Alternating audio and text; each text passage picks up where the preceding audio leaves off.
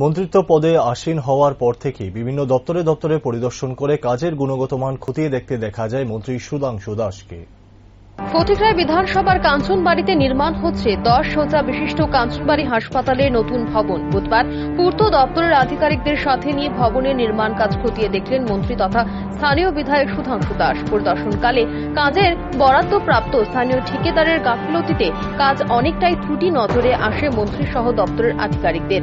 দ্রুত এসব ত্রুটি কাটিয়ে ভবনের নির্মাণ কাজ সম্পন্ন করার বার্তা দেন মন্ত্রী। এদিন মন্ত্রীর সাথে ছিলেন ঊনকোটি জেলার মুখ্য স্বাস্থ্য আধিকারিক ডক্টর জেবি ডার্লং সহ পূর্ত দপ্তরের আধিকারিকেরা। এই হাসপাতালে আসার মূল উদ্দেশ্য হচ্ছে এখানে আমাদের নতুন 10 বেডেড হসপিটাল বিল্ডিং এর কাজ চলছে। ওই কাজগুলিকে ঠিকঠাক চলছে কিনা এগুলি পরিদর্শন করার জন্য এসেছি।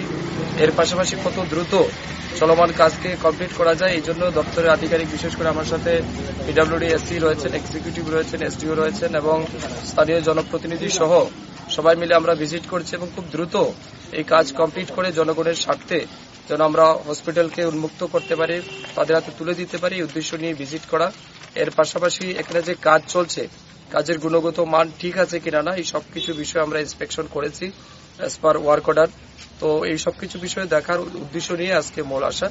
এক দুইটা জিনিসে কিছু কিছু ডিফল্ট রয়েছে, টেকনিক্যাল পার্টে কিছুটা সমস্যা আছে, তো এগুলি আমরা বলেছি তাদেরকে, তারা এগুলি রেকটিফাই করে নেবে ইমিডিয়েটলি।